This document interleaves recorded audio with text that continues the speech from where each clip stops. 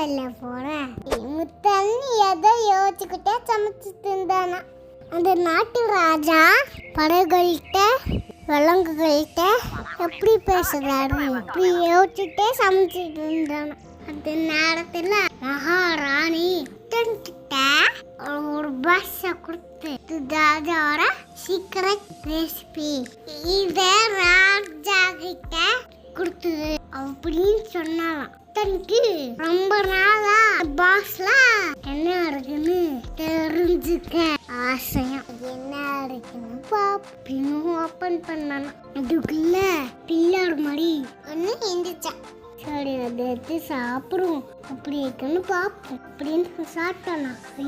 ராஜாவோட சாப்பாட நாம சாப்பிட்டோமே அப்படின்னு பயந்துக்கிட்டு குதிரையை எடுத்துட்டு அந்த நாட்டை விட்டு வெளில போறானா.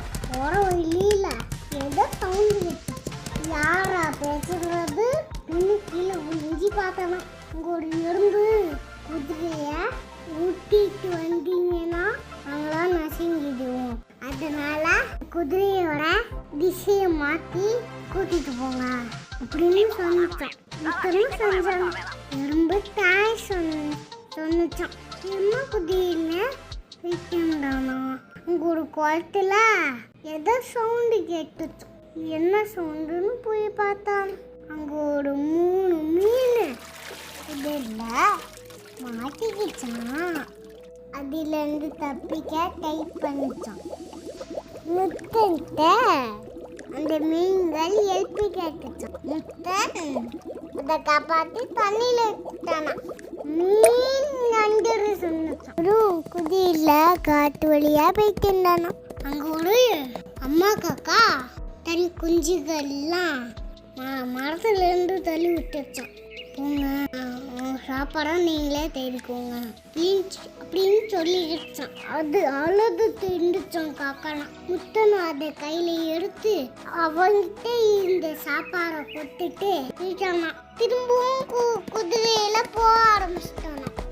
பார்த்தா வேற ஒரு நாடு வந்துச்சான். அங்கோட கூட்டமா வந்துச்சான். என்னன்னு பார்த்தா இந்த நாட்டு இளவரசிக்கு போறமா அப்படின்னா கல்யாணத்துக்கு மாப்பிள்ளை தேடுறாங்க. இளவரசி போட்டி வைப்போம் அப்படின்னு அனௌன்ஸ் பண்ணிட்டு இருந்தாங்க.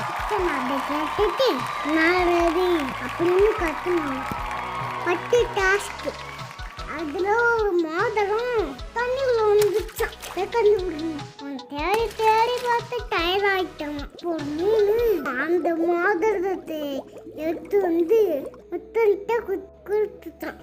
அவன் நன்றி சொன்னான்.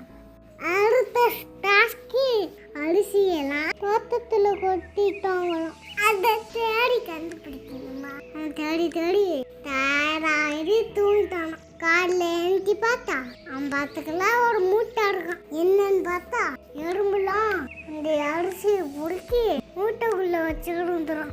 அதுலேயும் மீன்பட்டான்.